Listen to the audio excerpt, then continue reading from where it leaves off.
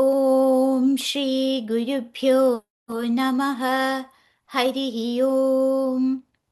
शुक्लाम्बरधरं विष्णुं शशिवर्णं चतुर्भुजं प्रसन्नवदनं ध्यायेत् सर्वविघ्नोपशान्तये। गुरुर्ब्रह्मा गुरुर्विष्णुः गुरुर्देवो महेश्वरः गुरुः साक्षात् परब्रह्म तस्मै श्रीगुरवे नमः। सरस्वती नमस्तुभ्यं वरदे कामरूपिणि विद्यारम्भं करिष्यामि सिद्धिर्भवतु मे सदा। ध्यानं पीताम्बरं करविराजितशङ्खचक्रकौमोदकी सरसिजं करुणासमुद्रं राधासहायमतिसुन्दरमन्दहासं वातालयेशमनिशं हृदि भावयामि।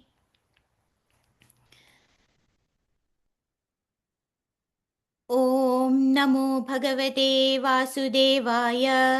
ॐ श्रीकृष्णाय परब्रह्मणे नमः। अथ श्रीमन्नारायणीयं प्रथमं दशकं श्रीभगवन्महिमानुवर्णनम्। सान्द्रानन्दावबोधात्मकमनुपमितं कालदेशावधिभ्यां निर्मुक्तं नित्यमुक्तं निगमशतसहस्रेण निर्भास्यमानम् अस्पष्टं दृष्टमात्रे पुनरुरुपुरुषार्थात्मकं ब्रह्मतत्त्वं तत्तावद्भाति साक्षात् गुरुपवनपुरे हन्तभाग्यञ्जनाना। एवं दुर्लभ्यवस्तुन्यपि सुलभतया हस्तलब्धे यदन्यत् तन्वा वाचा धिया वा भजति पदजनः क्षुद्रतैव स्फुटेयम्। एते तावद्वयन्तु स्थिरतरमनसा विश्वपीडापहत्यै निःशेषात्मानमेनं गुरुपवनपुराधीशमेवाश्रयामः। सत्त्वं यत्तत्पराभ्यामपरिकलनतो निर्मलं तेन तावद्भूतैर्भूतेन्द्रियैस्ते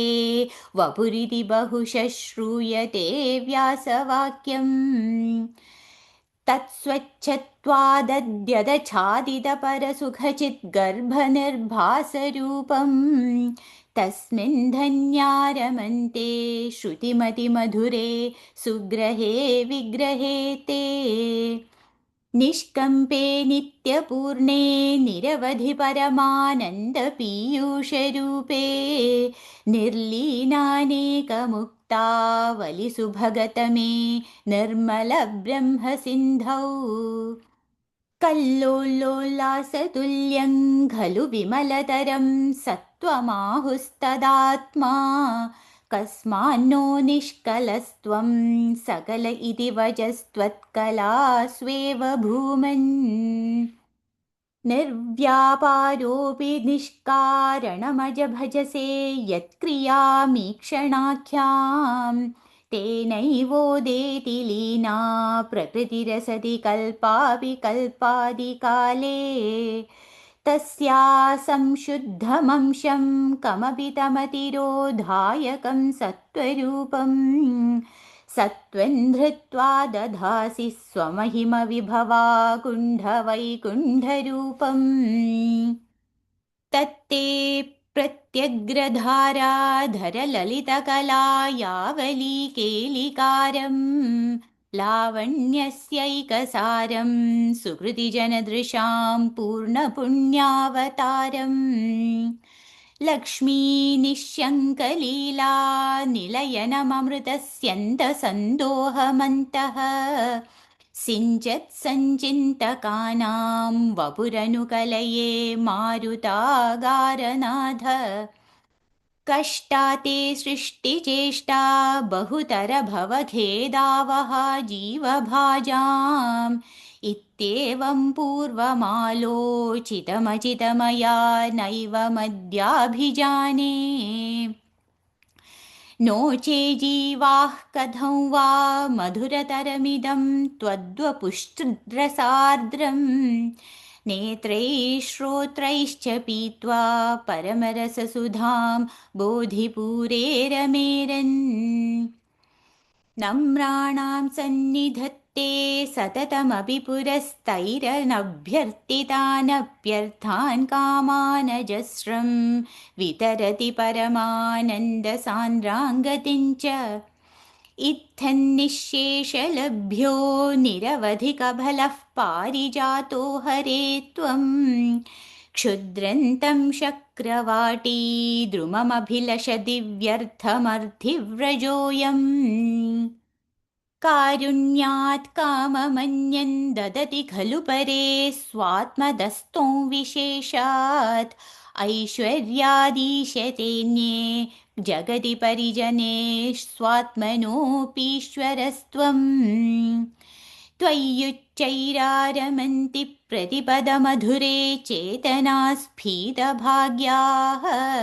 त्वञ्चात्मा राम एवेत्यतुलगुणगणाधारशौरे नमस्ते ऐश्वर्यं शङ्करादीश्वरविनियमनं विश्वतेजोहराणां तेजःसंहारि वीर्यं विफलमपि यशो निःस्पृहैश्चोपगीतम् अङ्गासङ्गा सदा श्रीरखिलविदसि न क्वापि ते सङ्गवार्ता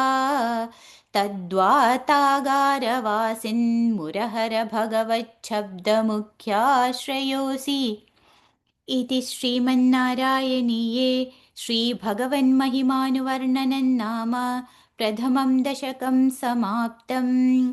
नारायणाखिलगुरो भगवन्नमस्ते नारायणाखिलगुरो भगवन्नमस्ते अथ द्वितीयं दशकं श्रीभगवद्रूपवर्णनम् सूर्यस्पर्धिकिरीटमूर्ध्वतिलकप्रोद्भासि भालान्तरम् कारुण्याकुलनेत्रमार्द्रहसितोल्लासं सुनासापुटम्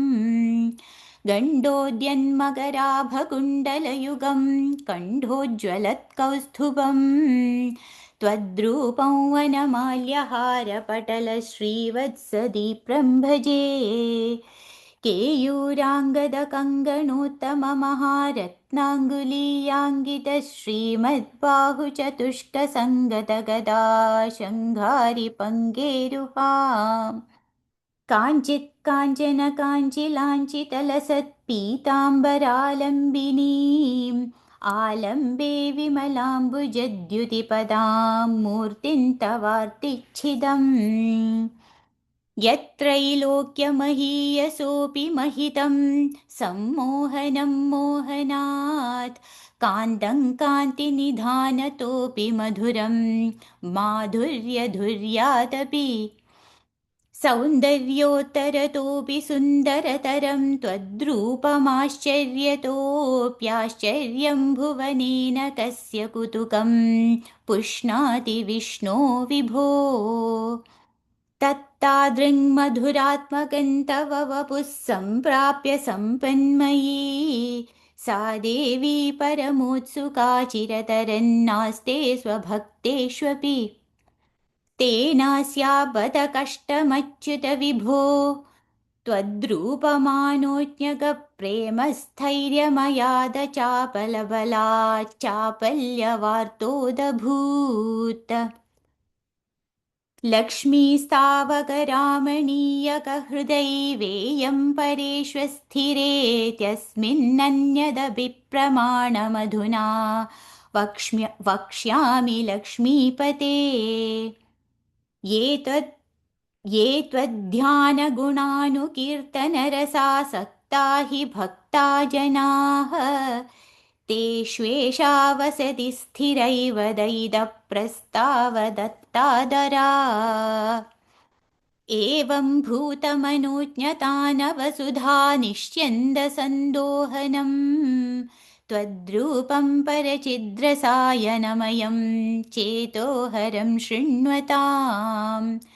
सद्य प्रेरयते मतिं मदयते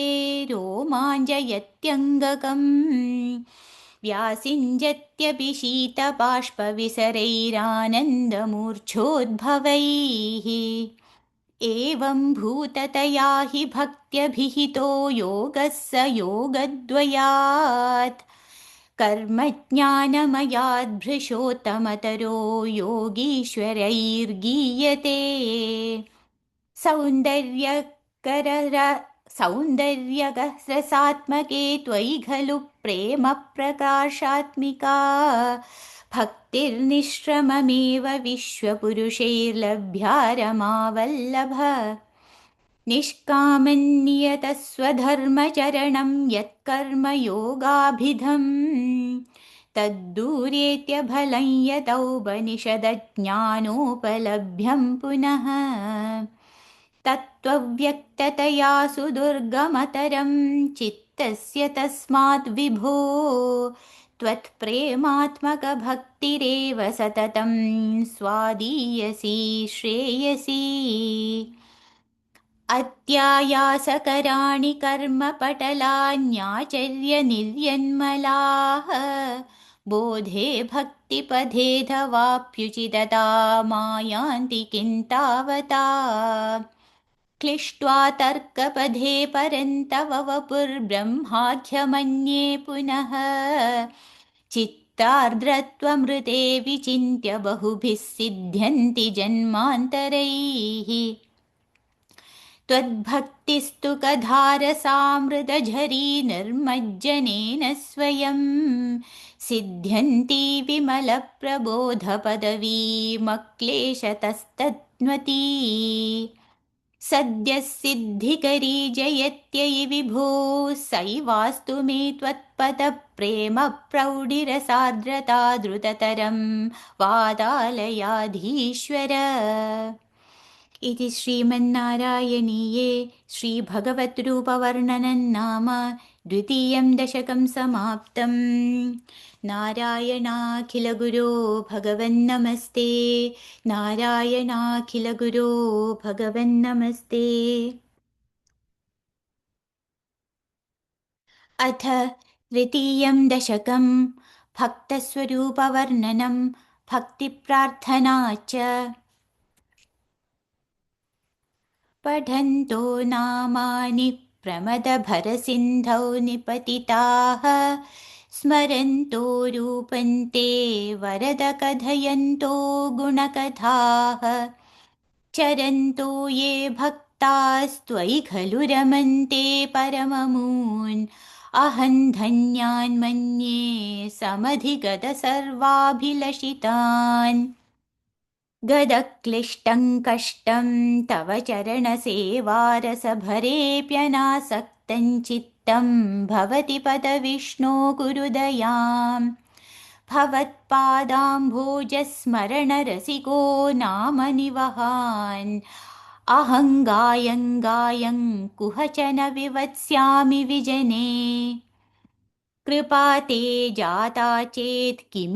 किमिव न हि लभ्यन्तनुभृतां मदीयक्लेशौघप्रशमनदशा नाम कियती न के लोकेऽस्मिन्ननिशमयि शोकाभिरहिताः भवद्भक्ता मुक्ता सुखगतिमसक्ता विदधते मुनिप्रौढारूढा जगति खलु गूढात्मगतयः भवत्पादाम्भोजस्मरणविरुजो नारदमुखाः चरन्तीश स्वैरं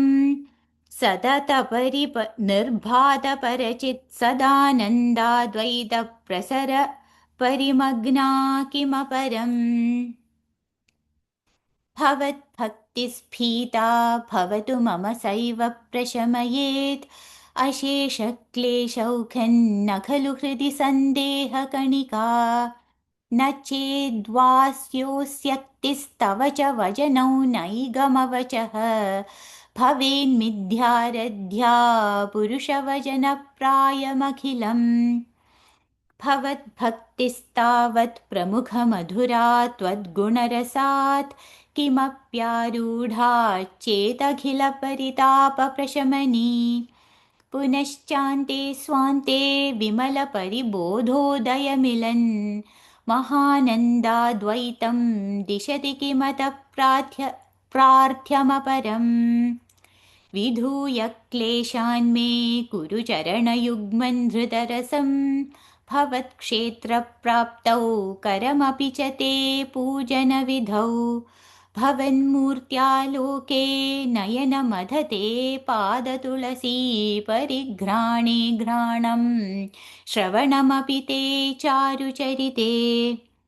प्रभूताधिव्याधिप्रसभचलिते मामककृति त्वदीयन्तद्रूपं परमसुखचिद्रूपमुदीयात् उदञ्जद्रोमाञ्जो गलितबहुहर्षाश्रुनिवः श्रुनिवहः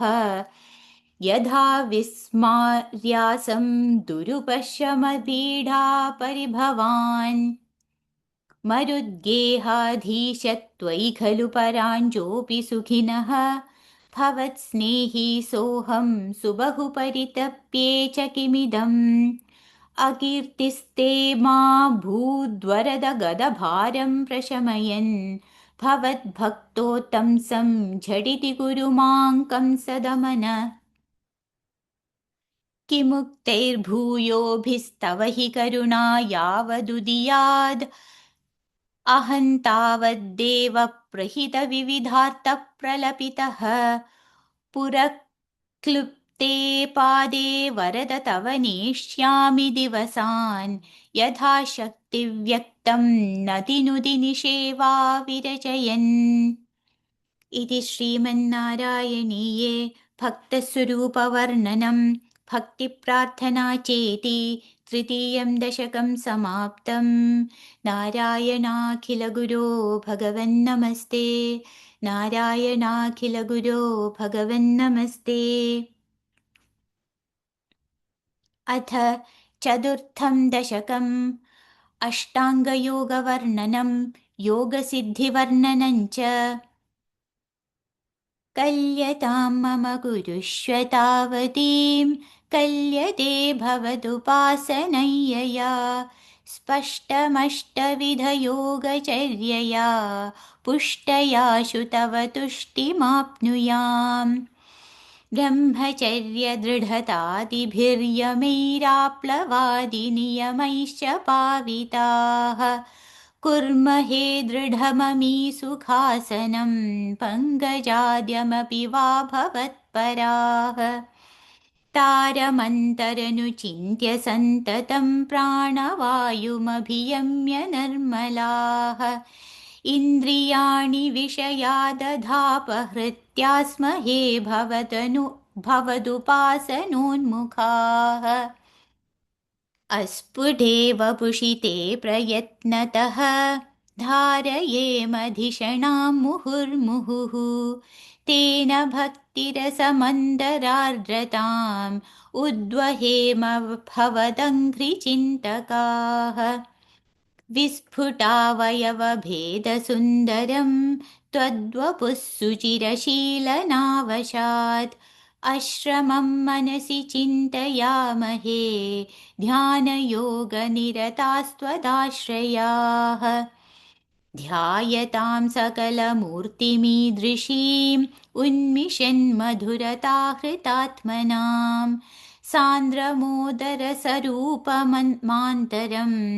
ब्रह्मरूपमयि तेव भासते तत्समास्वदनुरूपिणीं स्थितिं त्वत्समाधिमयि विश्वनायक आश्रिताः पुनरतः परिच्युतौ आरभेमहि च धारणादिकम् इत्थमभ्यसननिर्भरोल्लसत्त्वत्परात्मसुखकल्पितोत्सवाः मुक्तभक्तकुलमौलिताङ्गताः सञ्चरेम शुकनारदादिवत् त्वत्समाधिविजये तु यः पुनर्मङ्क्षुमोक्षरसिकः क्रमेण वा योगवश्यमनिलं षडाश्रयैरुन्नयत्यज सुषुन्मया शनैः लिङ्गदेहमभिसन्त्यजन्नथः लीयते त्वयि परे निराग्रहः ऊर्ध्वलोककुतुकीतुमूर्धतः सार्धमेव करणैर्निरीयते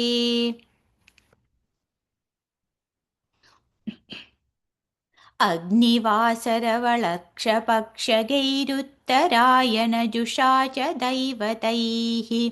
प्रापितोरविपदं भवत्परः मोदवान् ध्रुवपदान्तमीयते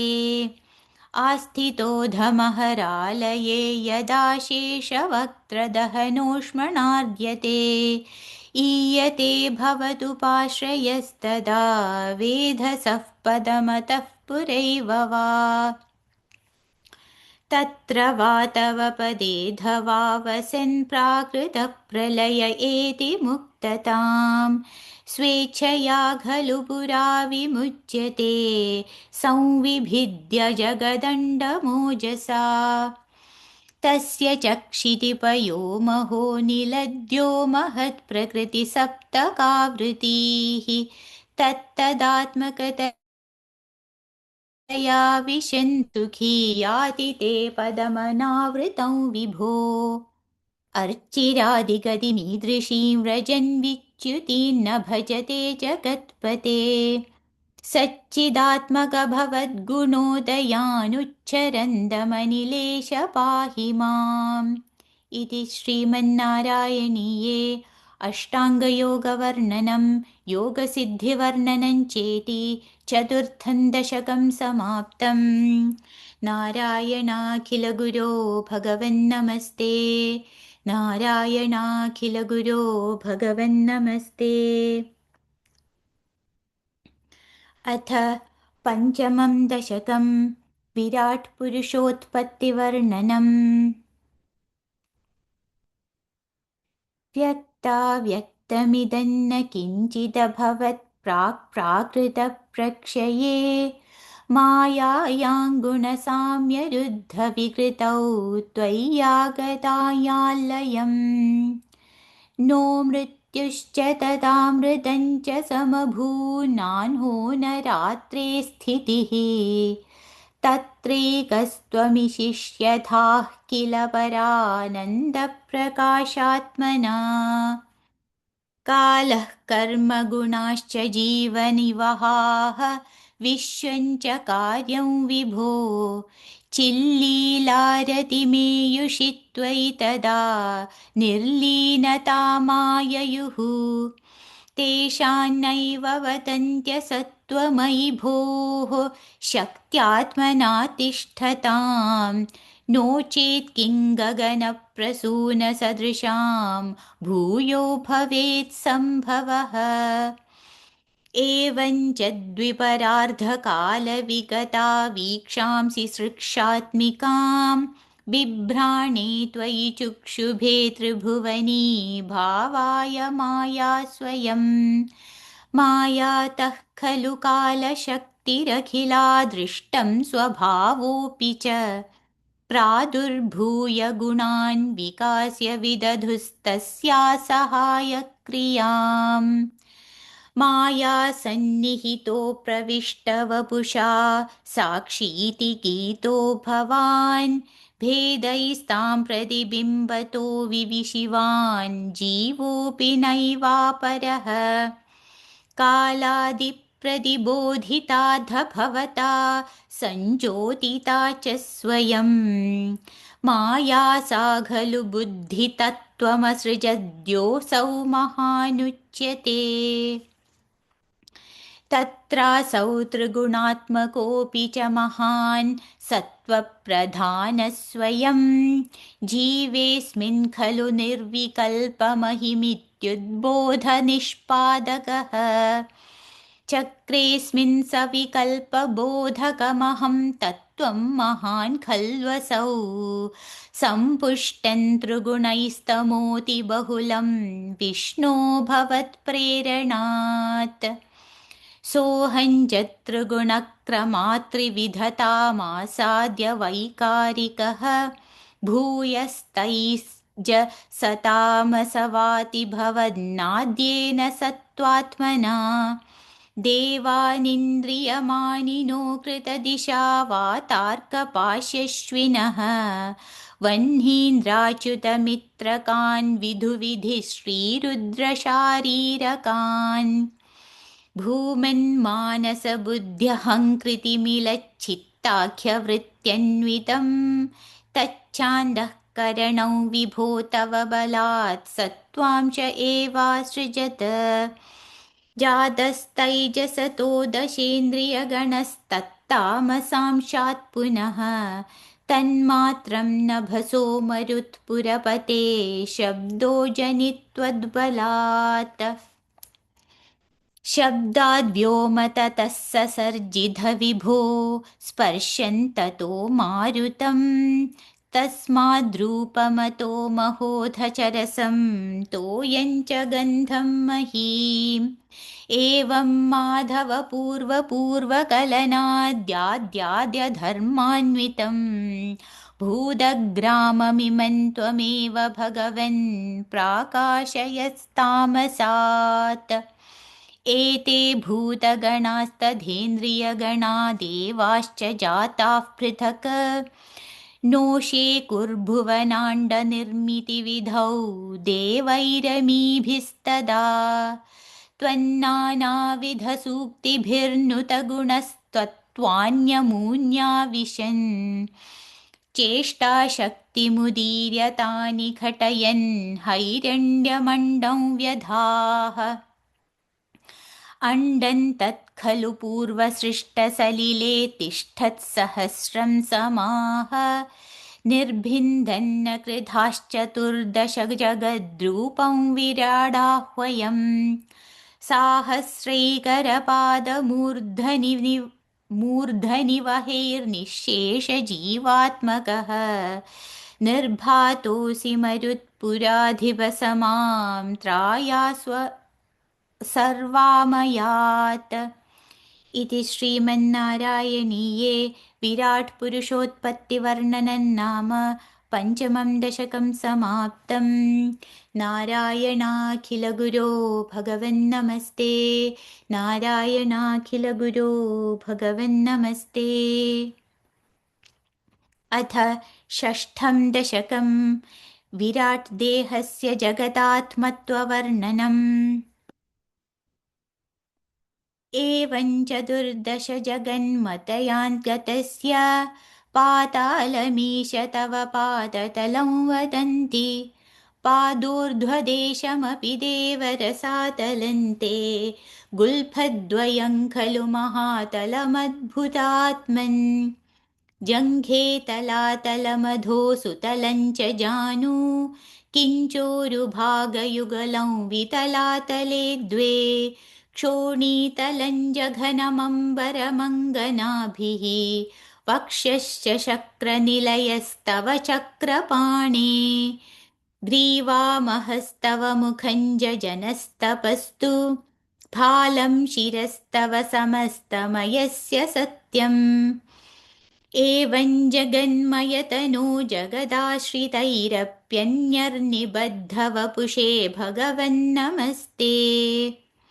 त्वद्ब्रह्मरन्ध्रपदमीश्वर विश्वकन्द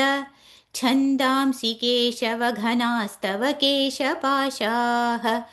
उल्लासि चिल्लियुगलं द्रुहिणस्य गेहं पक्ष्माणि रात्रिदिवसौ सविता च नेत्रे निःशेषविश्वरचना च कटाक्षमोक्षः कर्णौ दिशोष्वियुगलं तव नासिके द्वे लोभत्रपे च भगवन्नधरोत्तरोष्ठौ तारागणाश्च दशनाशमनश्च दंष्ट्रा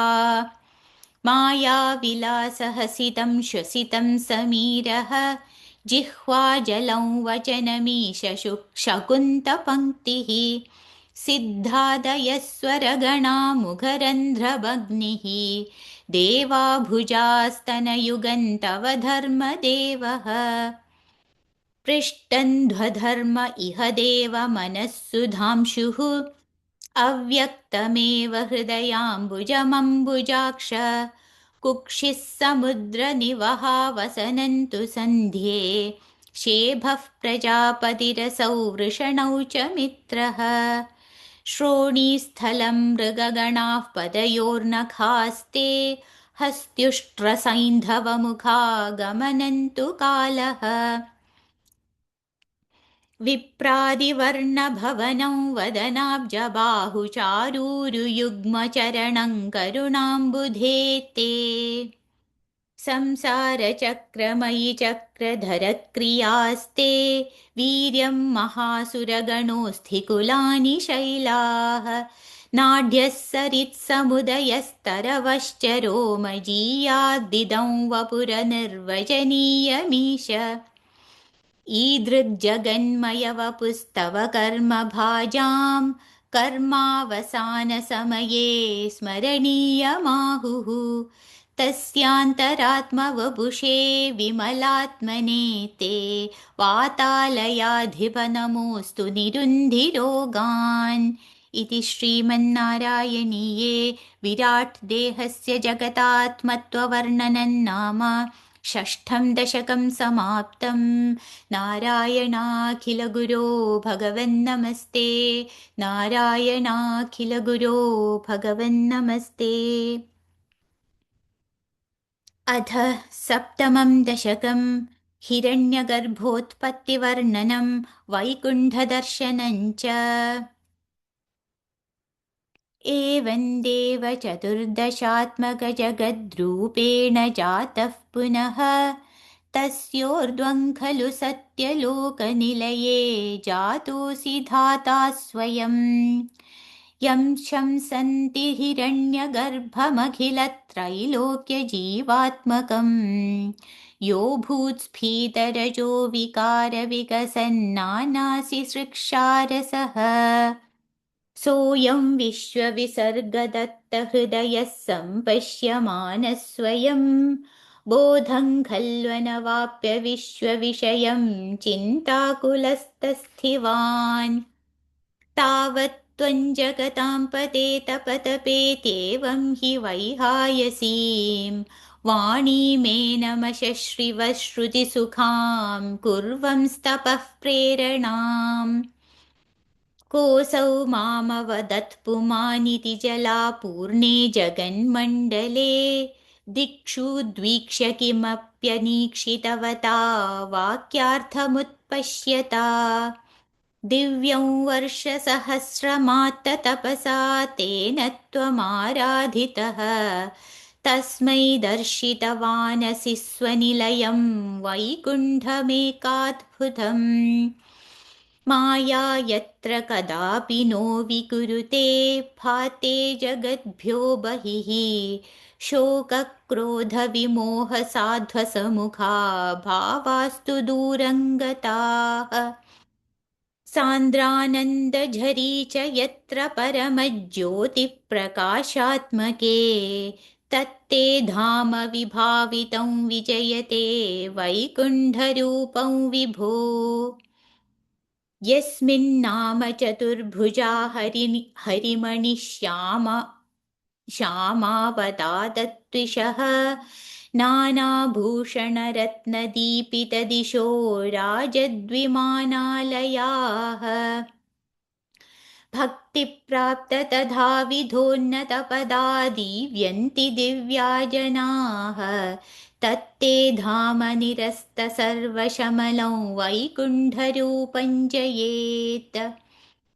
नानादिव्यवधूजनैरभिवृता विद्युल्लतातुल्यया विश्वोन्मादनहृद्यगात्रलतया विद्योतिता शान्तरा त्वत्पादाम्बुजसौरभैककुतुकाल्लक्ष्मी स्वयल्लक्ष्यते यस्मिन् विस्मयनीयदिव्यविभवन् तत्ते पदं देहि मे तत्रैवं प्रतिदर्शिते निजपते रत्नासनाध्यासितं भास्वत्कोटिलसत्किरीटकटकाद्याकल्पदीता प्राकृतिः श्रीवत्साङ्कितमात्तकौस्तुभमणिच्छायारुणं कारणं विश्वेशान्तव रूपमैक्षत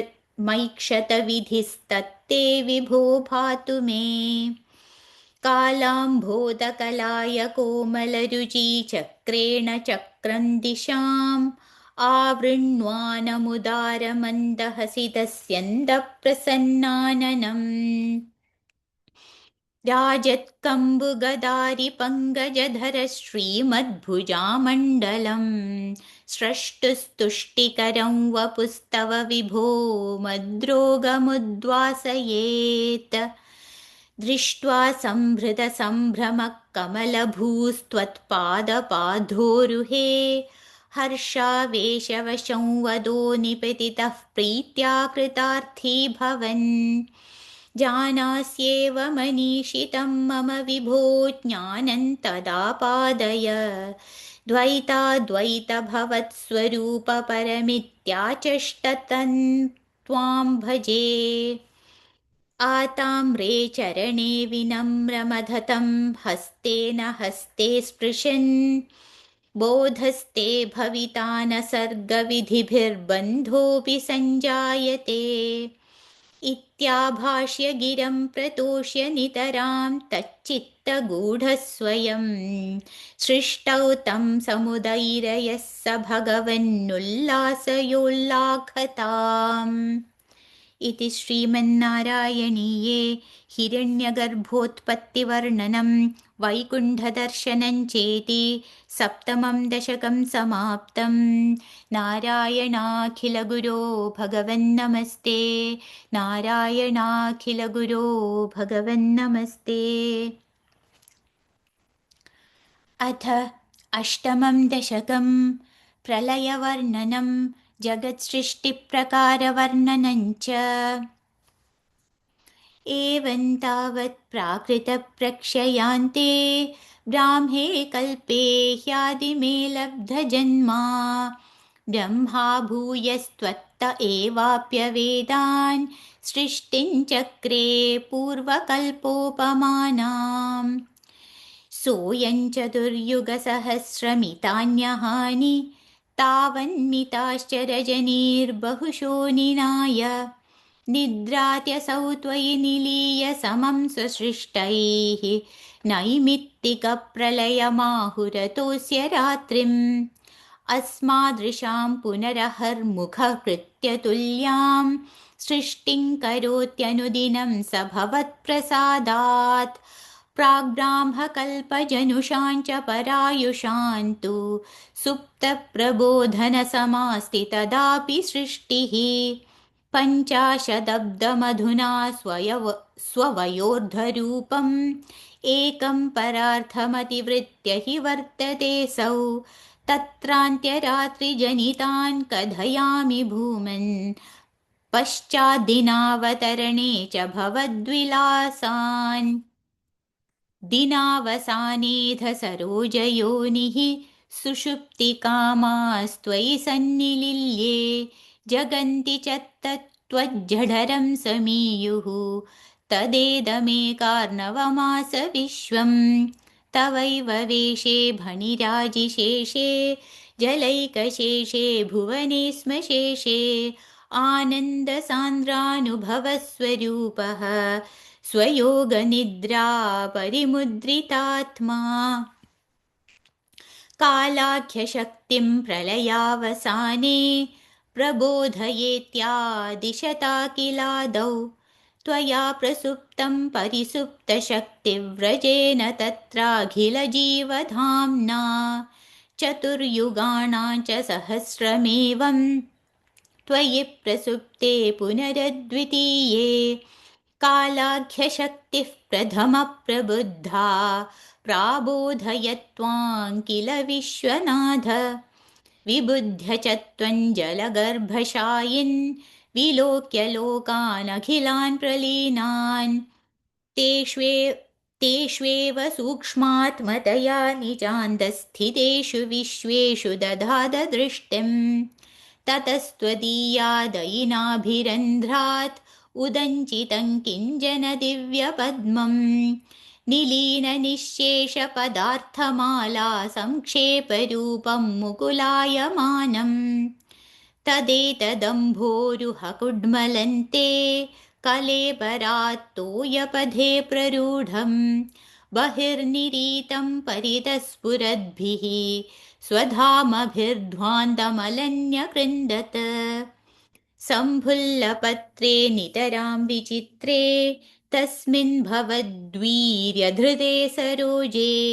सपद्मजन्मा विधिराविरासीत् स्वयं प्रबुद्धाखिलवेदराशिः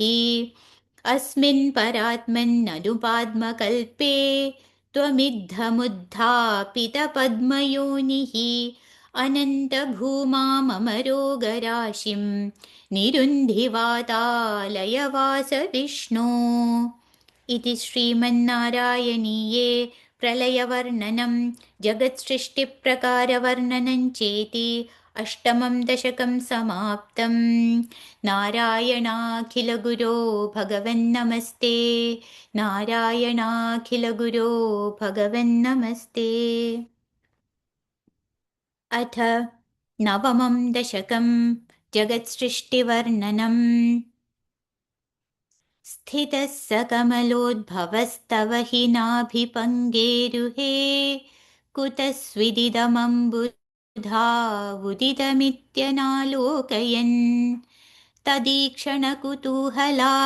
प्रदिदिशं विवृत्ताननः चतुर्वदनतामगाद्विकसदष्टदृष्ट्यम्बुजाम् महार्णवविघूर्णिदं कमलमेव तत्केवलं विलोक्य तदुपाश्रयन्तव तनुन्तु नालोकयन् क एष कमलोदरे महदि निस्सहायो ह्यहं कुतस्विदिदमम्बुजं समजनीति चिन्तामगात् अमुष्य हि सरोरुहः किमपि कारणं सम्भवेत् इति स्म कृतनिश्चयः स खलु नालरन्ध्राध्वना स्वयोगबलविद्यया समवरूढवान् प्रौढधीः त्वदीयमतिमोहनं न तु कलेबरं दृष्टवान् ततः सकलनालिका विवरमार्गगो मार्गयन् प्रयस्य शतवत्सरन् किमपि नैव सन्दृष्टवान् निवृत्य कमलोदरे सुखनिषण्ण एकाग्रधीः समाधिबलमादधे भवदनुग्रहैकाग्रही शतेन परिवत्सरैर्दृढसमाधिबन्धोल्लसत्प्रबोधविशदीकृतः स खलु पद्मिनी सम्भवः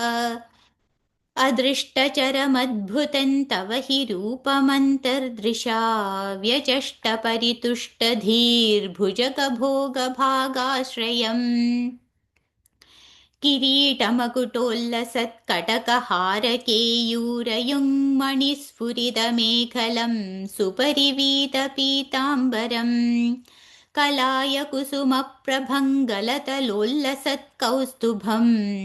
वपुस्तदीयभावये कमलजन्मने दर्शितम् श्रुतिप्रकरदर्शितप्रचुरवैभवः श्रीपते हरे जय जय प्रभो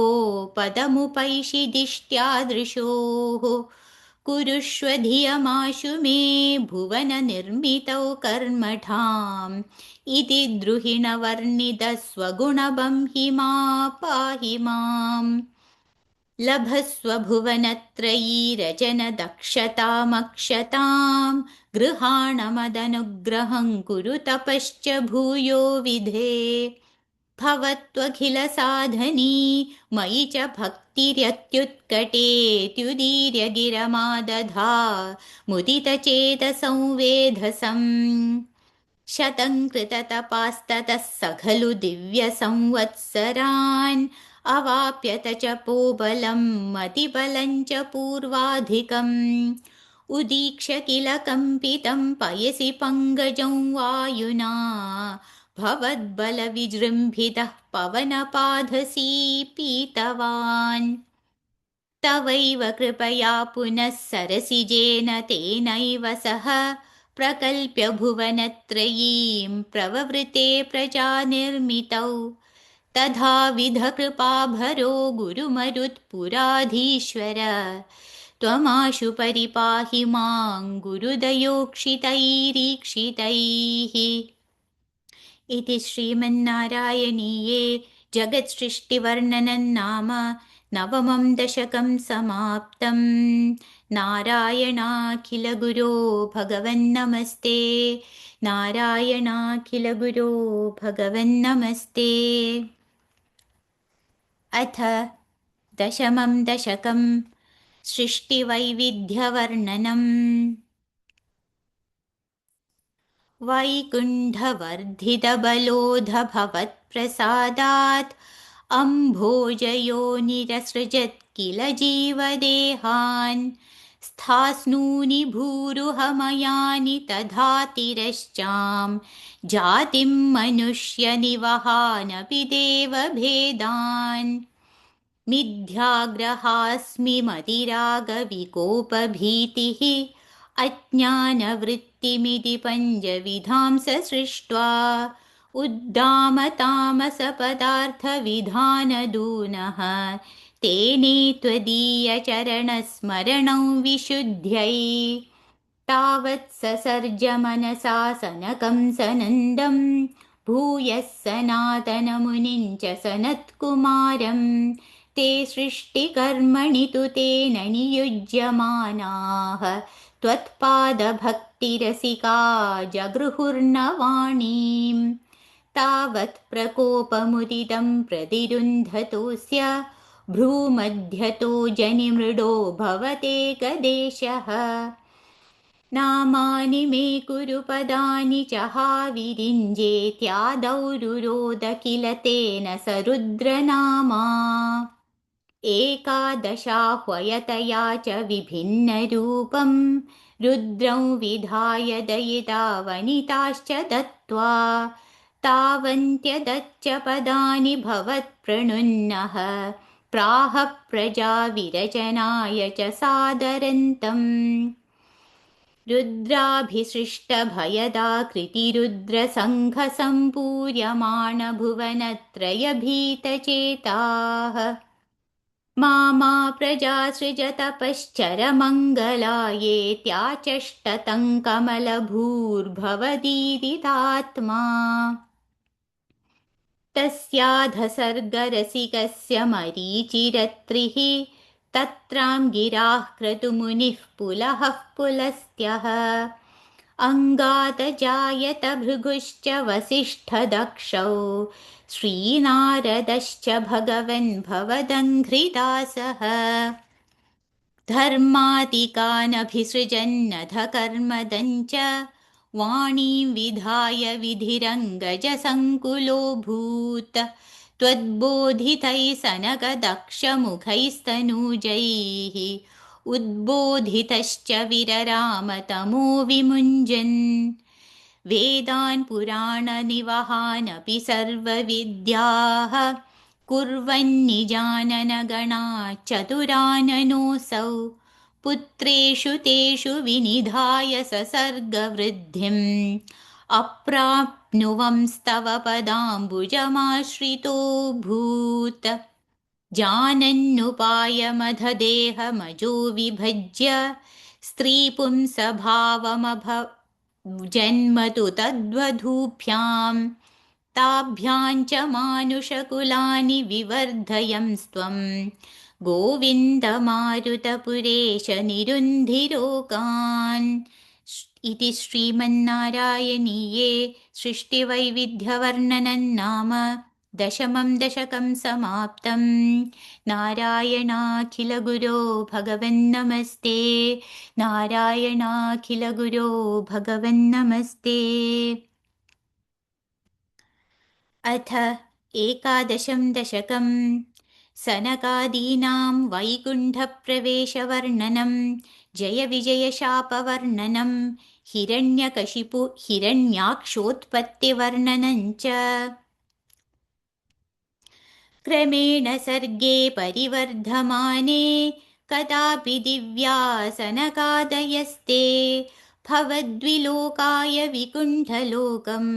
प्रपेदिरे मारुतमन्दिरेश मनोज्ञनैश्रेयसकाननाद्यैः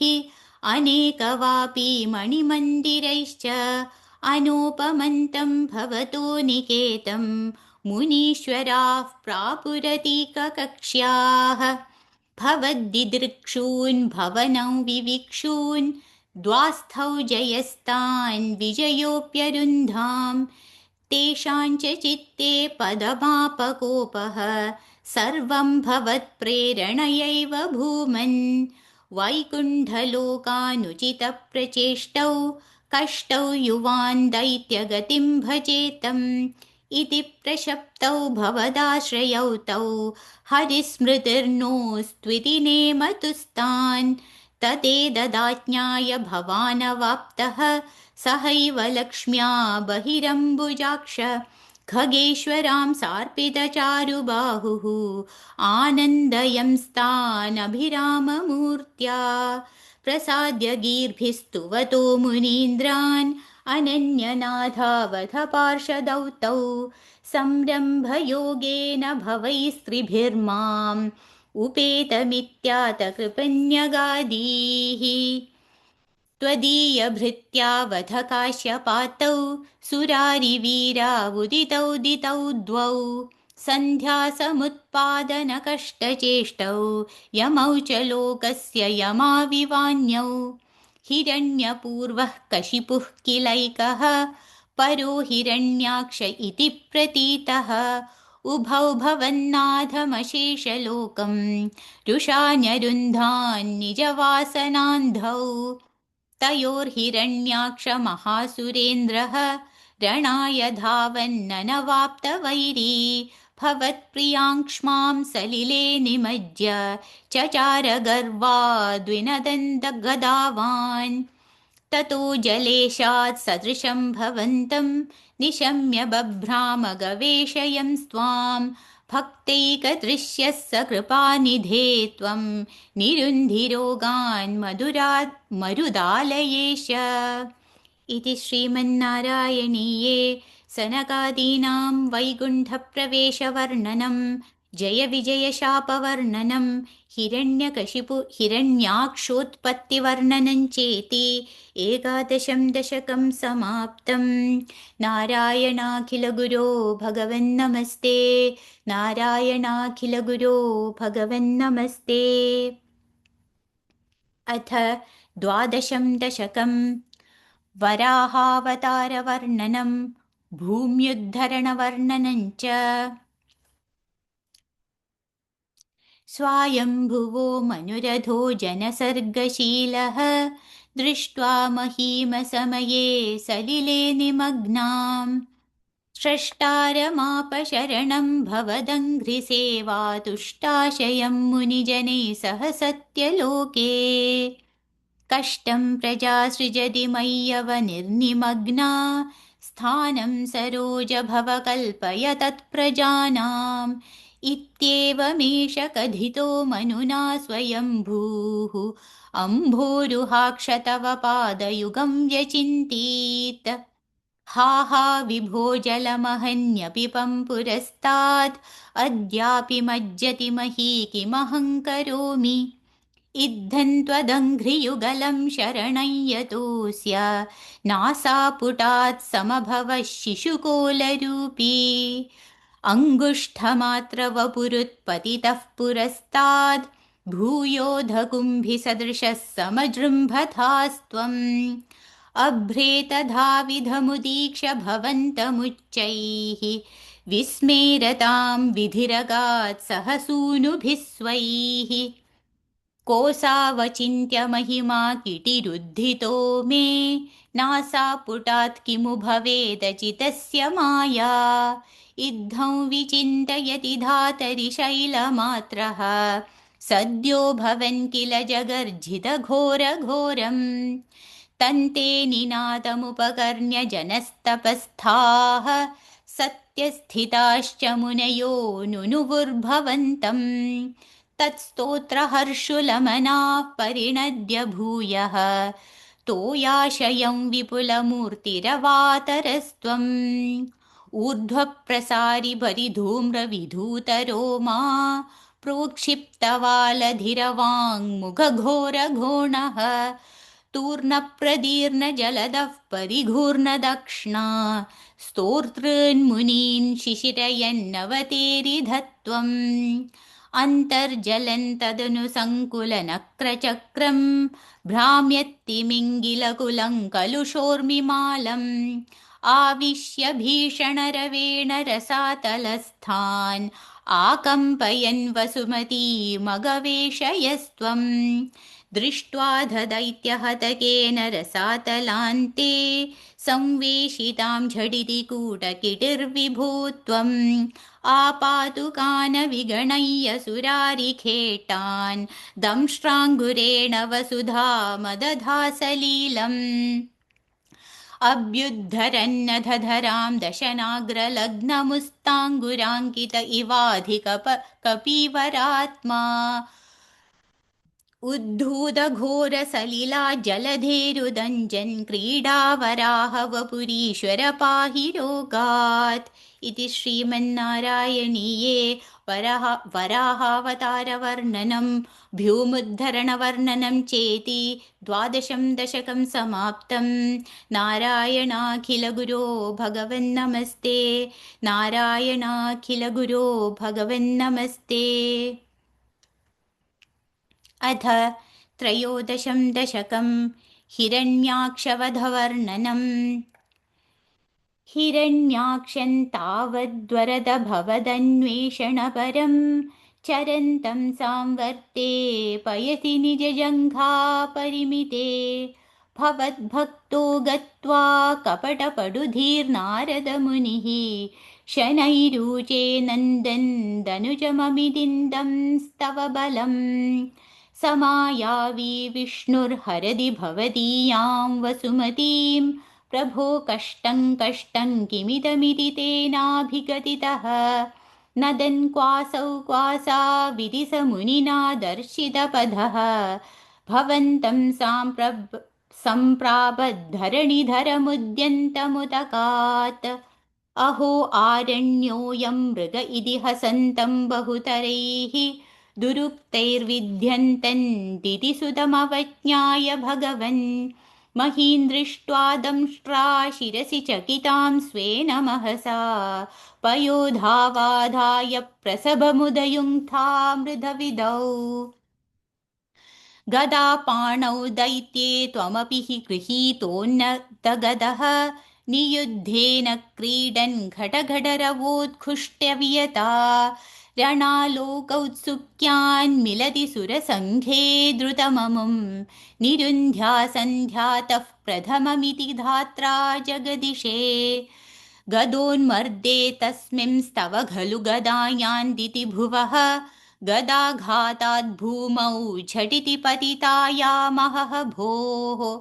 मृदुस्मेरास्यस्त्वन्दनुजकुलनिर्मूलनचणं महाचक्रं स्मृत्वा करभुवि दधानो रुरुचिषे ततः शूलङ्कालप्रतिमरुषि दैत्ये विसृजति त्वयिच्छिन्दन्त्येन करकलितचक्रप्रहरणात् समारुष्टो मुष्ट्या सखलु विदुदंस्त्वां समतनोद् गलन्माये मायास्त्वयि किल जगन्मोहनकरीः भवच्चक्रज्योतिष्कणलवन्निपातेन विधुते ततो मायाचक्रे विततघनरोषान्धमनसं गरिष्ठाभिर्मुष्टिप्रहृतिभिरभिघ्नन्तमसुरं स्वदाम्बाङ्गुष्ठेन श्रवणपदमूले निरवधीः महाकायः सोऽयं तव चरणपादप्रमथितः गलद्रक्तो वक्त्रादपतदृशिभिः श्लाघितहतिः तदा त्वामुद्दामप्रमदभरविद्योतिहृदयाः मुनीन्द्रा सान्द्राभिस्तुतिभिरनुवन्नध्वरतनुम् त्वचिच्छन्दो रोमस्वपि कुशगणश्चक्षुषि घृतम् चतुर्होतारोङ्घ्रौ सृगपिवदने चोदर इडा ग्रहाजिह्वायान्ते परपुरुषकर्णे च चमसा विभो सोमो वीर्यं वरदगलदेशेऽप्युपसदः मुनीन्द्रैरित्यादिस्तवनमुखरैर्मोदितमनाः महीयस्या मूर्त्या विमलतरकीर्त्या च विलसन् स्वधिष्ण्यं सम्प्राप्तः स्वधिष्ण्यं सम्प्राप्तः सुघरसविहारी मधुरिपो निरुन्ध्यारोगं मे सकलमपि वातालयपते इति श्रीमन्नारायणीये हिरण्याक्षवधवर्णनं नाम त्रयोदशं दशकं समाप्तम् नारायणाखिलगुरो भगवन्नमस्ते नारायणाखिलगुरो भगवन्नमस्ते अथ चतुर्दशं दशकं कपिलोपाख्यानम् समनुस्मृततावकाङ्घ्रियुग्मः समनुः पङ्कजसम्भवाङ्गजन्मा निजमन्तरमन्तरायहीनं चरितन्ते कथयन् सुखन्निनाय समये खलु तत्र कर्दमाख्यः द्रुहिणच्छाय भवस्तदीयवाचा धृतसर्गरसो निसर्गरम्यं भगवंस्त्वामयुतं समासिषेवे गरुडोपरि कालमेघकम्रं विलसत्केलिसरोजपाणिपद्मं हसितोल्लसिताननं विभो त्वं वपुराविष्कुरुषे स्म कर्दमाय स्तुवते पुलकावृताय तस्मै मनुपुत्रीन्दयितान्न वापि पुत्रीः कपिलं च सुतं स्वमेव पश्चात् स्वगतिं चाप्यनुगृह्य निर्गतो भूः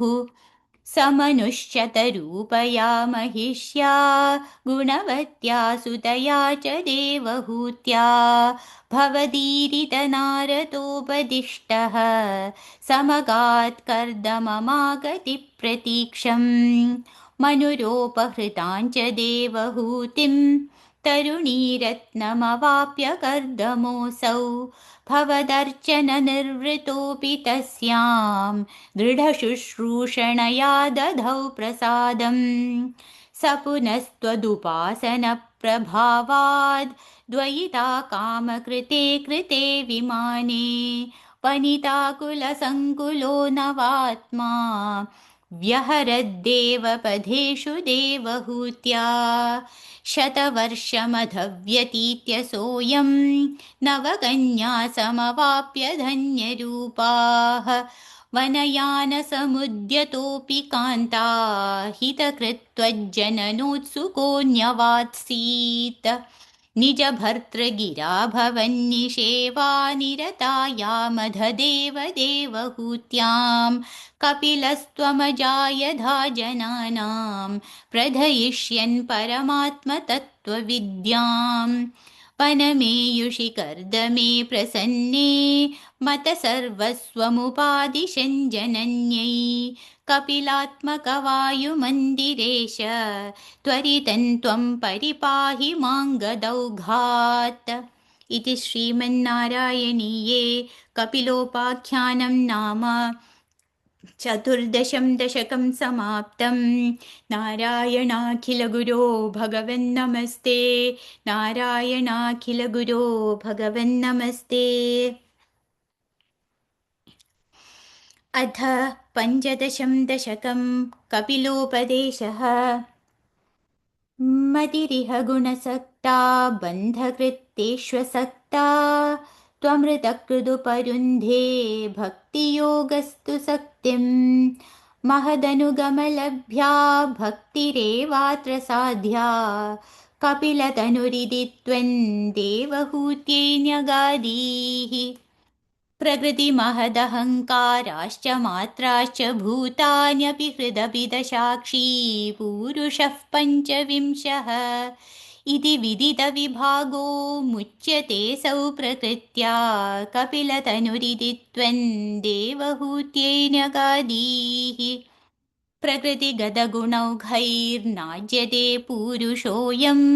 यदि तु सजति तस्यान् तद्गुणास्तं भजेरन् मदनुभजन तत्त्वालोचनैः साप्यपेयात् कपिलतनुरिति त्वं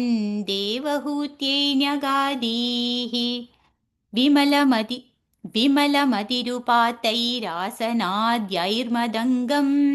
गरुडसमधिरूढं दिव्यभूषायुधाङ्गम् रुचितुलिततमालं शीलयेतानुवेलं कपिलतनुरिति त्वं देवहूत्यैन्यगादीः मम गुणगणलीला कर्णनैकीर्तनाद्यैः मयि सुरसरिदोघप्रख्यचित्तानुवृत्तिः भवति परमभक्तिः सा हि मृत्योर्विजेत्री कपिलतनुरिति त्वं देवहूत्यैन्यगादीः अहह बहुलहिंसा सञ्चितार्थैः कुटुम्बं प्रतिदिनमनुपुष्णन् श्रीजितो बाललाली विशदिः गृहसक्तो यातनां मय्यभक्तः कपिलतनुरिति त्वं देवहूत्यैन्यगादीः युवति जठरखिन्नो जातबोधोऽप्यकाण्डे प्रसवगलितबोधः पीडयोल्लङ्घ्य बाल्यम् पुनरपि पदमुह्यत्येव तारुण्यकाले कपिलतनुरिति त्वं देवहूत्यैन्यगादीः पितृसुरगणयाजी धार्मिको यो गृहस्थः स च निपतति काले दक्षिणाध्वोपगामी मयि निहितमकामं कर्म तूदक्पथार्थं कपिलतनुरिति त्वं देवहूत्यैन्यगादीः इति सुविदितवेद्यां देवहे देवहूतिं कृतनुतिमनुगृह्य त्वं गतो योगिसङ्घैः विमलमतिरधासौ भक्तियोगेन मुक्ता त्वमपि जनहितार्थं वर्तसे प्रागुदीच्याम् परम किमु वहूक्त्या त्वत्पदाम्भोजभक्तिं सकलभयविनेत्रीं सर्वकामोपनेत्रीं वदसि खलु दृढं त्वं तद्विधूयामयान्मे गुरुपवनपुरेश त्वय्युपाधत्स्वभक्तिम् इति श्रीमन्नारायणीये कपिलोपदेशन्नाम पञ्चदशं दशकं समाप्तं नारायणाखिलगुरो भगवन्नमस्ते नारायणाखिलगुरो भगवन्नमस्ते।